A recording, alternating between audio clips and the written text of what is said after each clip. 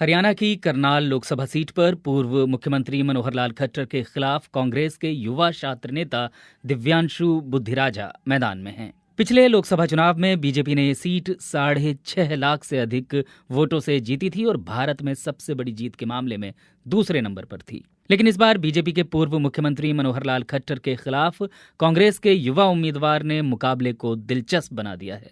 हालांकि 9.5 साल मुख्यमंत्री रहने के बाद प्रधानमंत्री नरेंद्र मोदी के चेहरे पर वोट मांग रहे मनोहर लाल खट्टर दावा करते हैं कि बुद्धिराजा से उनका कोई मुकाबला नहीं है।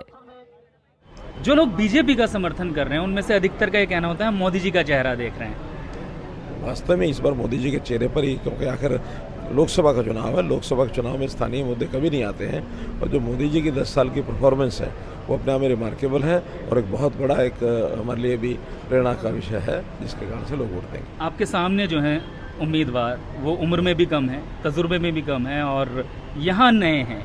इसके बावजूद हम देख रहे हैं कि इस सीट को रोचक बना दिया है, एक मुकाबला सा नजर आ रहा है जो नहीं आना चाहिए। आपको लगता होगा, मुझे तो नहीं लगता है। कम से कम आप गंभीरता से नहीं ले रहे उन्हें। मैं गंभीरता से लेने का अर्थ नहीं है ना। एक भगोड़ा आदमी अगर आके चुनाव लड़ेगा तो कौन उसको वोट देगा? कोई नहीं देगा। जो आपका विरोध कर रहे हैं, जो कह रहे हैं खट्टर साहब से हम नाराज हैं, उनका ये कहना था कि खट्टर साहब ने यहाँ का होते हुए एक दूरी बना ली।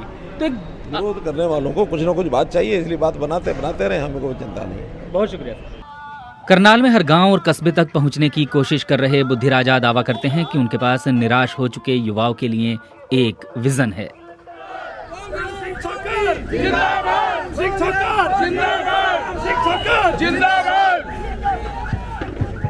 आपके सामने जो उम्मीदवार हैं वो फॉर्मर सीएम हैं, 9.5 साल के।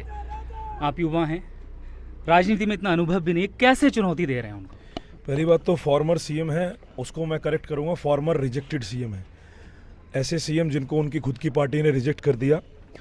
और मनोहर लाल जी 2 बार मुख्यमंत्री रहे, बीजेपी ने उनको हटा दिया। लेकिन लोगों में मनोहर लाल जी के प्रति जो गुस्सा है वो आप देखिए, आपको ग्राउंड पे अनुभव होगा।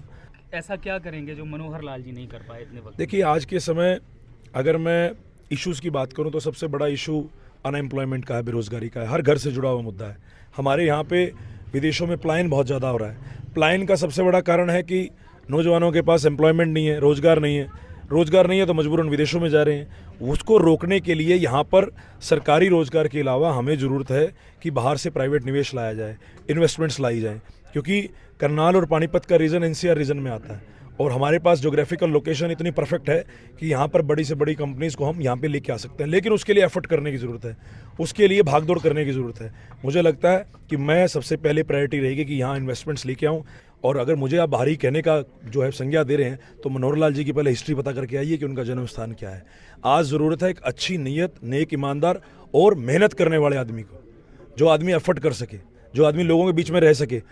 बुद्धिराजा के करीबी हार्दिक नयन दावा करते हैं कि वो लंबे समय से हरियाणा सरकार की नीतियों के खिलाफ लड़ रहे हैं। उसने यूनिवर्सिटी के दिनों से ही बहुत बड़ी लड़ाइयाँ लड़ी हैं, बहुत एचआर मिनिस्ट्री के ऊपर लड़ाई लड़ी है, स्ट्राइक्स करी हैं युवाओं के हकों के लिए। और पिछले 6.5 साल से तो मनोहर लाल जी की नीतियों के खिलाफ वो निरंतर प्रयास कर रहे हैं, लड़ाई लड़ रहे हैं, जेल यात्राएं गए हैं, 5 मुकदमे कर रहे हैं उनके ऊपर। करनाल में मुख्यमंत्री मनोहर लाल खट्टर के खिलाफ लोगों में नाराजगी नजर आती है, लेकिन बीजेपी समर्थक इसे खारिज करते हैं। जनमानस आज भी उनके साथ है, उनकी नीतियों के साथ हरियाणा ने तरक्की की है, ठीक है। और 1,18,000 से ज़्यादा नौकरी सरकार ने पिछले अपने 10 साल के शासनकाल में हरियाणा सरकार ने दी है। हर कार्यकर्ता, हर प्रत्याशी मूल भावना से काम कर रहा है। वो मूल भावना है मोदी जी को गद्दी पर बिठाने की। बीजेपी यहां प्रधानमंत्री नरेंद्र मोदी के चेहरे पर वोट मांग रही है। कई मतदाता ये स्वीकार करते हैं कि ये राष्ट्रीय चुनाव है और इसमें स्थानीय मुद्दे बहुत प्रभावी नहीं हैं। स्थानीय मुद्दों पर उतना काम नहीं हो रहा, काम हो रहा है लेकिन उसके रिजल्ट्स नहीं आ रहे हैं, वो लोगों को दिख नहीं रहे या लोगों की सेटिस्फेक्शन के अकॉर्डिंग नहीं है। लेकिन काम हो रहे हैं, ये उनको ऐसा ध्यान है। और नेशनल मुद्दों पे काम हो रहा है, ये तो सभी को दिख रहा है। वहीं युवा मतदाताओं को लगता है कि उनके मुद्दे पूरी तरह नजरअंदाज कर दिए गए हैं। चुनाव को लेकर उम्मीदें तो बहुत हैं, पूरी पब्लिक को बहुत उम्मीदें हैं, लेकिन अब तक कोई भी सरकार ना उम्मीदों पे खरा नहीं उतर पाई है। युवा आज भी नौकरी के लिए ऐसे ही भटक रहा है। हम नहीं अपनी बात को आगे रख पाते बिकॉज हम इतना प्रेस किया जाता है। यदि हम कहीं एजुकेशन ले रहे हैं वहाँ पे भी हमें स्प्रेस किया जाता है। क्या स्प्रेस किया जाना सही है?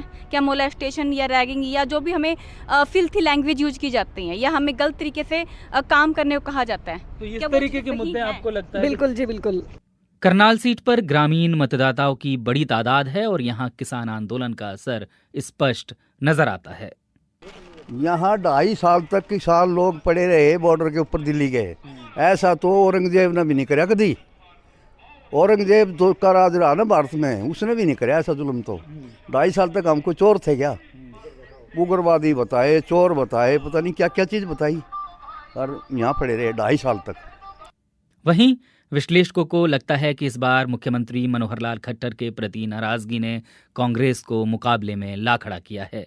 देखिए, पिछली बार की तरह तो हालात बिल्कुल भी नहीं है यहाँ पे, और इस बार जो हालात हैं वो मुकाबले के हैं, और सीट उतनी आसान नहीं है। ग्राउंड पे अगर लोगों से बात कीजिएगा तो लोग कंफ्यूज हैं भाई किसको वोट करें किसको वोट ना करें। तो मुकाबले में है सीट, और ये नहीं कह सकते कि पिछली बार तो एक तरफा मुकाबला था, इसलिए भाजपा की सेकंड लार्जेस्ट जीत जो है देश में हुई थी।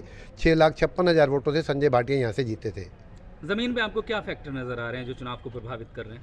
चुनाव को जो प्रभावित कर रहे हैं कुछ मुद्दे हैं। कुछ सबसे बड़ा जो मुद्दा मुझे नज़र आ रहा है वो मुख्यमंत्री, जो पूर्व मुख्यमंत्री मनोहर लाल है, उनकी डिसकनेक्टिविटी जो थी लोगों के साथ, या लोगों के साथ उनका जो स्वभाव था वो ठीक नहीं था। वो एक बड़ा इशू बनता जा रहा है, और वही इस मुकाबले को क्लोज फाइट में लेके आ रहा है। और मोदी का भी मैजिक है, लेकिन उतना नज़र नहीं आ रहा जो पिछली बार की तरह था। करनाल में बीएसपी ने इंद्रजीत सिंह नवजोत और एनसीपी ने आईएनएलडी के समर्थन से मराठा वीरेंद्र सिंह को मैदान में उतारा है, लेकिन इन उम्मीदवारों का जिक्र कम ही सुनाई देता है। यहाँ 25 मई को मतदान होना है और फिलहाल मुकाबला दिलचस्प नजर आ रहा है।